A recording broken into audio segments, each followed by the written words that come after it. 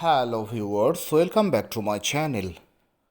Thumbnail আর title দেখে তো বুঝেই গেছেন আজকে আমি কোন গাছের ভিডিও নিয়ে চলে এসেছি। ভিডিওটি প্রথম থেকে শেষ পর্যন্ত মন দিয়ে দেখুন। এই গাছটি আমার একটি বোগেনভেলিয়া গাছ, যার আইডি জাকিরানা পিঙ্ক। কত সুন্দর দেখুন, ফুল ফুটে আছে, প্রচুর প্রচুর দেখুন, শাখায় শাখায় ফুল। ছোট্ট গাছ কিন্তু শাখায় শাখায় ফুল। দেখুন, পাতা কম, ফুল বেশি। এর ভিডিও বেশি দিন আগে আমি দিইনি, মানে এত ফুল ধরানোর টিপস বা কীভাবে পাবেন, কেমন কি পরিচর্যা হবে, কিছুদিন আগেই আমি এর ভিডিও করেছিলাম। যারা দেখেননি, ভিডিও যে ডেসক্রিপশান বক্সে লিঙ্ক দেওয়া থাকবে, সেই লিঙ্কে ক্লিক করে অবশ্যই আপনারা দেখে নেবেন। তা কি সুন্দর দেখুন, মিষ্টি একটা রং, প্রচুর প্রচুর ফুল। এই ফুলের কি রহস্য? পাতা কম, ফুল বেশি, কিভাবে পাবেন বা এখন কি পরিচর্যা হবে সেটাই দেখুন। এই মুহূর্তে আবার আমি যে টবের মাটিটা খুঁড়ে দিচ্ছি দেখুন একটা নিড়ানির সাহায্যে। বেশ একটু গোল করে দেখুন জায়গাটা খুঁড়ছি।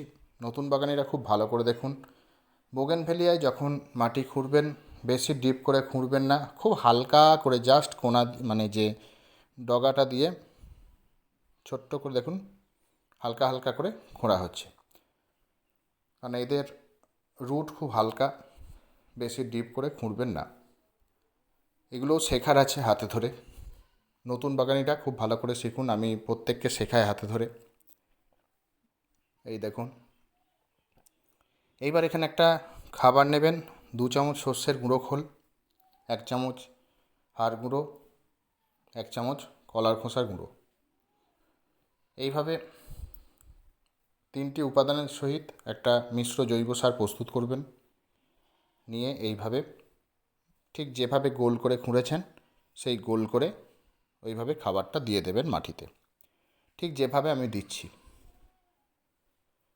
যারা একদমই বুঝতে পারেন না কিভাবে খাবার দেব না দেব, তাদের জন্যই হাতে ধরে এই ব্যবস্থাপনা। যারা নিয়মিত দর্শক তারা আমার অপেক্ষায় থাকেন যে কিভাবে কি করতে হয় না হয়, তারা জানেন। যারা ভিডিওটি প্রথম দেখবেন আশা করছি তারা উপকৃত হবেন। তা দেখুন, চারিদিক থেকে মাটিটা নিয়ে আমি এইভাবে গোল জায়গাটায় খাবারগুলো মিশিয়ে দিচ্ছি। ঠিক ভালো করে এইভাবে মাটিটা আমি মিশিয়ে দিচ্ছি, দেখুন খুব ভালো করে। আর অবশ্যই আগের দিন জল দিয়ে মাটিটা একটু ভিজিয়ে রাখবেন। যখনই খাবার দেবেন আগের দিন জল দিয়ে মাটিটা ভিজিয়ে রাখবেন। তাই এইভাবে দেখুন ঠিক করে দিলাম, চাপা দিয়ে দিলাম খাবারটা যাতে খুব তাড়াতাড়ি পচে যায়। তাই এবার খাবার দেওয়া হয়ে গেছে, এবার আমি জল দিয়ে দিচ্ছি। আপনারাও খাবার দেওয়া হলে এরম জল দিয়ে দেবেন। আর সব সময় এরম খাবার একদম সকাল সকাল দেবেন খাবার।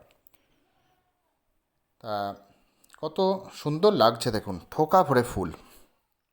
আমার তো খুব মিষ্টি লাগে জাকিরানা পিঙ্ক। এমনিই বাগানবিলাস আমার খুব প্রিয়। যারা ভালোবাসেন তারা জানেন এর যে সৌন্দর্য, এর প্রতি ভালোবাসা। তা দেখুন এখনও শাখায় শাখায় ফুল আসছে, প্রচুর ফুল এখনও ফুটতে বাকি। তাই দেখুন কত সুন্দর দেখতে লাগছে, মানে পাতা নেই বললেই চলে। তা এর যে রহস্য, এর রহস্য কী? সবসময় আমি একটা কথাই বলবো যে একে বেশি জল দেবেন না এই গাছকে, মানে ট্রেসে রেখে গাছকে জল দিতে হবে, মানে অল্প করে দিতে হবে। ধরুন একটা 10 ইঞ্চি পটে আপনাদের গাছ আছে, সেইখানে নর্মালি আপনারা কি করেন, একটা ধরুন 1 লিটার জল দেন, সেখানে 1 লিটার জল না দিয়ে আপনারা ওই 300 ml মতো জল দেবেন, মানে একটু টেসে রেখে রেখে জল দেবেন। দেখা যাচ্ছে যে মাটি ভিজে আছে তখন জল দেবেন না, মাটি শুকোলে তারপর জল দেবেন। মানে কি এইভাবে ওকে একটু তৃষ্ণার্ত রাখতে হবে, মানে ওর যাতে একটু জলকষ্ট হয়। আর আপনাদের চিন্তা নেই, গাছ মরবে না জলের অভাবে, কারণ চট করে মরে না এই গাছ, বেশ হার্ডি প্ল্যান্ট। তো এই যে ট্রেসে রেখে জল দেওয়ার ব্যাপারটা, এইটা একটা মানে যে ফুল বেশি পাওয়ার, যে পাতা কম ফুল বেশি পাওয়ার কিন্তু একটা বলতে পারেন একটা রহস্য। এই রহস্য আমি কিন্তু আপনাদের বলে দিলাম, কেউই হয়তো বলবে না। আর হচ্ছে ফুল সানলাইট, মানে প্রচুর প্রচুর রোদ ভালোবাসে, এটা আমি আপনাদের বলছি। খুবই খুবই মানে রোদ ভালোবাসে এই বাগানবিলাস বা বোগেনভেলিয়া। আর কি, সঠিক সময়ে খাবার, কারণ এখন কি দরকার, ফসফরাস আর পটাশিয়ামের চাহিদা বেশি থাকে, সেই জন্য এখানে দেয়া হচ্ছে এনপিকে 10-26-26, বড় চামচের হাফ চামচ ঠিক টবের কিনারা দিয়ে ছড়িয়ে দেওয়া হচ্ছে। এটা একটা রাসায়নিক বন্ধুরা, এটা একটু ইউজ করা হচ্ছে, খুব অল্প পরিমাণে ইউজ করতে হবে, একে বেশি ইউজ করলে হবে না। আর ঠিক টবের কিনারা দিয়ে ছড়াতে হবে, গোড়াতে দেবেন না, খেয়াল রাখবেন যেন গোড়াতে না পড়ে, কারণ এটা রাসায়নিক সার, গোড়াতে অনেক সময় পড়লে গাছ যে জ্বলে মারাও যেতে পারে, সেই জন্য গোড়াতে দেবেন না।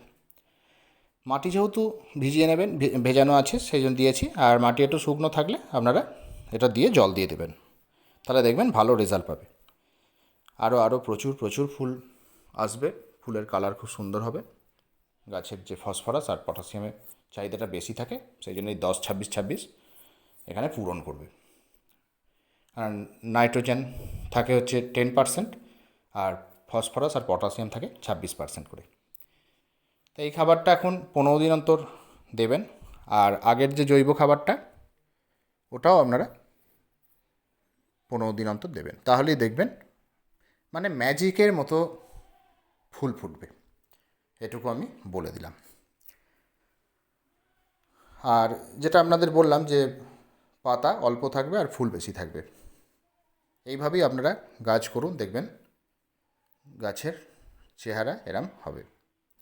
তাহলে আপনাদের কিন্তু আজকে খুব মূল্যবান টিপস আপনাদের শিখিয়ে দিলাম যে বোগেনভেলিয়ার, এটা অবশ্যই আপনারা করবেন।